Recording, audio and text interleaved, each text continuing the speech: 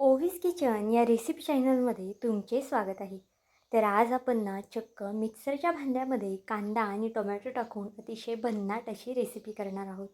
जर एकदा तुम्ही ही रेसिपी केली ना तर नक्कीच पुन्हा पुन्हा कराल. इतकी जास्त अप्रतिम ही रेसिपी होती आणि अगदी घरातल्या साहित्यामध्ये होते. त्यामुळे व्हिडिओ संपल्यानंतरसुद्धा तुम्ही ही रेसिपी झटपट अशी बनवू शकता. आता चला थोडाही वेळ न घालवता लगेच व्हिडिओला सुरुवात करूया. त्याआधी जर तुम्ही चॅनलवरती नवीन असाल आणि अजूनही चॅनलला सबस्क्राईब केलं नसेल ना तर नक्कीच एक लाईक आणि सबस्क्राईब करून घ्या. आणि माझा हा व्हिडिओ तुम्ही कोणत्या देशातून शहरातून पाहत आहात ना हे सुद्धा मला कमेंट करून सांगायला मात्र विसरू नका. आता बघा ही रेसिपी मी 2 जणांसाठी करते, त्यानुसार एक कांदा इथे मी घेतलेला आहे. तुम्ही जर जास्त क्वांटिटीमध्ये ही रेसिपी करत असाल ना तर कांद्याचं आणि इतर प्रमाण तुम्ही वाढवू शकता. आता एक मीडियम आकाराचा कांदा घेतला आहे. कांद्याची साल काढून अगदी मोठ्या मोठ्या फोडींमध्ये हा कांदा आपण कट करून घेतला आहे. बघा कांदा आपल्याला मिक्सरच्या भांड्यामध्ये टाकायचा आहे ना, त्यामुळे खूप जास्त असा बारीक करायचं नाही. मोठ्या फोडींमध्येच हा कांदा मी ठेवलेला आहे. एक मीडियम आकाराचा लाल बघून असा टोमॅटो घेतला आहे. टोमॅटो खूप जास्त कच्चा वापरू नका. अगदी यापेक्षा जास्त पिकलेला असेल तो चालेल किंवा मग अशा पद्धतीने पिकलेला असेल ना तरीसुद्धा चालणार आहे. आता बघा टोमॅटोची सुद्धा आपल्याला अगदी त्याच पद्धतीने फोडी करून घ्यायची आहेत. टोमॅटोच्या ज्या आतल्या बिया आहेत ना त्या तुम्हाला जर काढायच्या असतील तर तुम्ही काढूनसुद्धा घेऊ शकता. आणि टोमॅटोसुद्धा अगदी या पद्धतीने मोठ्या मोठ्या फोडींमध्ये मी कट करून घेतलेला आहे. आता बघा इथे एक मिक्सरचं भांडं घ्यायचं आहे आणि त्यामध्ये कांदा आणि टोमॅटो आपल्याला घालून घ्यायचं आहे. आता सगळा कांदा आणि टोमॅटो इथे मी मिक्सरच्या भांड्यामध्ये घातला आहे. आता जर तुमचा कांदा आणि टोमॅटो हा जास्त प्रमाणात असेल किंवा मग तुम्ही जास्त लोकांसाठी करत असाल ना तर मिक्सरचं भांडं इथे मोठं वापरलं ना तरी चालेल. आता यामध्ये ना आपल्याला दही घालायचं आहे. तर दही बघा खूप जास्त आंबट असेल तसं वापरू नका दही. कमी आंबटच दह्याचा इथे वापर करायचा आहे. तर इथे मी एकूण 1 ते 1.5 चमचा इतपत दह्याचा वापर केलेला आहे. आता दही घातल्यानंतर ना हे आपल्याला अगदी बारीक असं वाटून घ्यायचं आहे. आता वाटताना बघा यामध्ये अजिबातच आपण पाण्याचा वगैरे वापर केलेला नाही आहे. कारण की टोमॅटो आहे, टोमॅटोमध्ये सुद्धा बऱ्यापैकी पाणी असतं आणि आपण यामध्ये दहीसुद्धा घातलं आहे ना त्यामुळे सुद्धा यामध्ये पाण्याची काही गरज पडत नाही. आता तुम्हाला आहे ना हे अजून जितकं बारीक वाटता येईल ना तितकं बारीक वाटून घ्या. आता माझ्या मिक्सरमध्ये जितकं बारीक झालं होतं ना तितकंही मी बारीक वाटून घेतलेलं आहे. अगदी छान अशी फाईन याची पेस्ट करून घ्यायची आहे. फक्त खूप जास्त पाणी घालायचं नाही. नंतरनं जर आपल्याला पाणी लागलंच ना तर आपण पाण्याचा इथे वापर करणार आहोत. आता पुन्हा तेच मिक्सरचं भांडं घेतलं आहे. त्यामध्ये मी 1 वाटी इतपत रवा घातलेला आहे. रवा माझ्याकडे इथे जाडा रवा होता ना त्यामुळे मी तो वापरलेला आहे. पण जर तुमच्याकडे बारीक रवा असेल ना तर त्याचासुद्धा वापर करू शकता. ही रेसिपी अजून जास्त पौष्टिक करण्यासाठी ना यामध्ये आपण 2 ते 3 चमचे बाजरीचं पीठ घालणार आहोत. मुलांना जर अशी बाजरीची भाकर खायला दिली ना तर मुलं खात नाही, पण ही रेसिपी त्यांना खाऊ घातली ना तर नक्कीच मागून मागून हा पदार्थ ते खातील.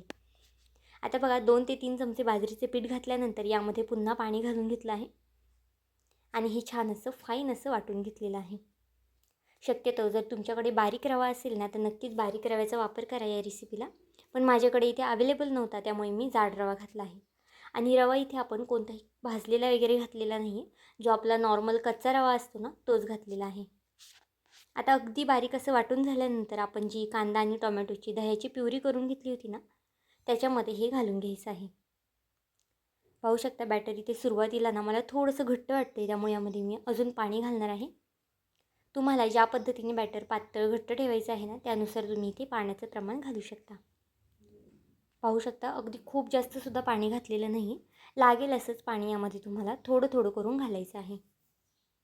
आता छान असं बॅटर मिक्स करून घेतलेलं आहे. यामध्ये भरपूर अशी कोथिंबीर घालून घ्यायची आहे.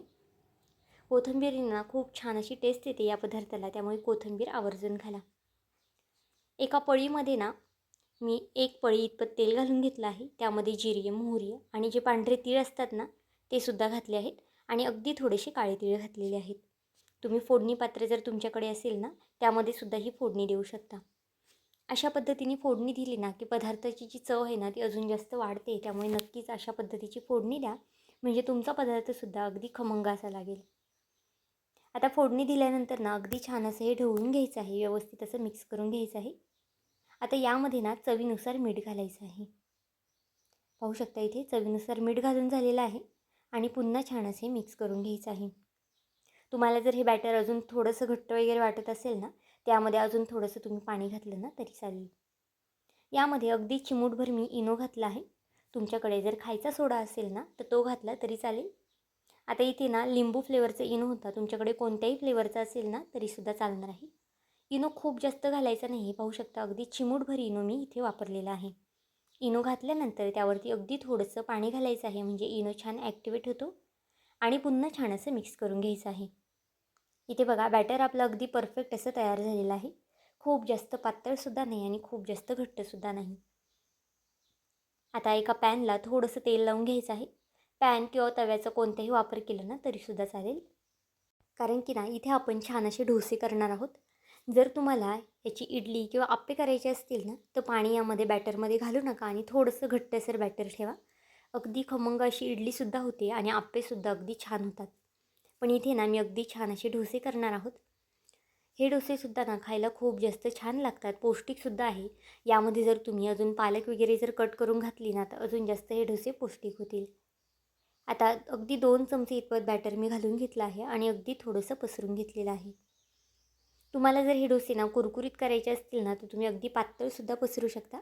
पण इथे हे डोसे ना मी थोडेसे जाडसर ठेवले आहेत, कारण की मला हे डोसे थोडेसे मऊसूत करायचे आहेत.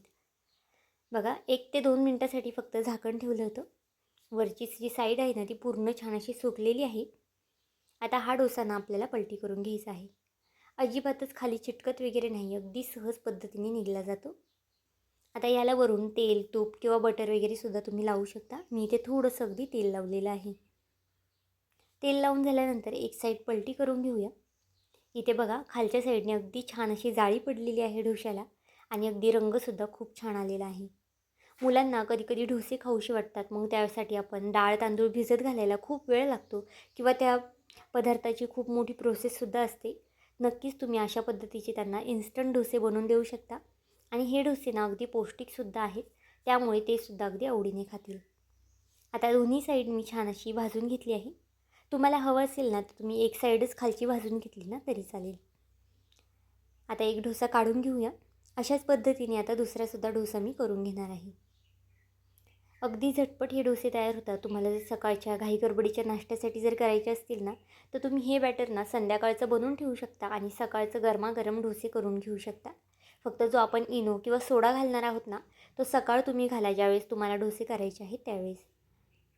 आता बघा दुसरं बॅटरसुद्धा इथे मी घालून घेतलं आहे दुसऱ्या डोश्यासाठी आणि ते सुद्धा अगदी हलक्या हातानेही पसरून घ्यायचं आहे. मुलांना जर चीज वगैरे आवडतं त्यामुळे तुम्ही यावरती चीज वगैरेसुद्धा किसून घालू शकता, म्हणजे हे डोसे ना खायला अजून छान लागतात. आता यावरती सुद्धा 1 ते 2 मिनटं आपण झाकण ठेवूया. चपाती भाजी करण्यापेक्षा ना असं काहीतरी वेगळं केलं ना तर मुलंसुद्धा नक्कीच आवडीने खातात. मुलांच्या डब्यामध्ये वगैरे सुद्धा तुम्ही देऊ शकता. 1 ते 2 डोसे दिले ना तर आरामात त्यांचं पोट भरतं. आणि आपण जे पांढरे तीळ, काळे तीळ घातले आहेत ना त्यामुळे हा डोसा जो आहे ना दिसायलासुद्धा अगदी सुरेख दिसतो. आता बघा ही साईडसुद्धा पलटी करून घेऊया. दोन्ही साईडने छान खमंग असे डोसे जे आहेत ना ते भाजून घ्यायचे आहेत.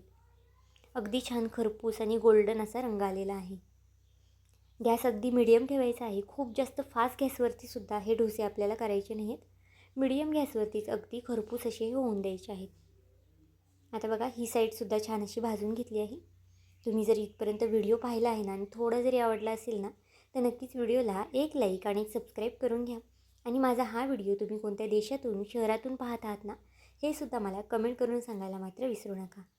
इथे बघा आपला डोसा अगदी छान असं झालेला आहे. आता अशाच पद्धतीने ना सगळे डोसे मी करून घेते. तुम्ही या डोश्यासाठी ना कोणतीही चटणी खाऊ शकता किंवा चटणीसोबत किंवा मग पुदिन्याची चटणी, खोबऱ्याची चटणी किंवा सांबार वगैरे काहीही खाल्लं ना या डोश्यासोबत तरीसुद्धा अगदी अप्रतिम लागतात. चहासोबत करायचे असतील तर चहासोबतसुद्धा तुम्ही करू शकता किंवा नुसते खायलासुद्धा अगदी अप्रतिम लागतात हे डोसे. इथे बघा मी लाल मिरची आणि जी खोबरं असतं ना त्याची चटणी करून घेतली आहे. अगदी अप्रतिम लागतात या चटणीसोबतसुद्धा हे डोसे आणि अगदी सॉफ्ट असे झालेले आहेत. त्यामुळे नक्कीच एकदा करून पहा. तर आजची ही रेसिपी तुम्हाला कशी वाटली मला हे कमेंट करून नक्की सांगा आणि चॅनलवरती नवीन असाल तर चॅनलला एक लाईक आणि एक सबस्क्राईब करायला विसरू नका.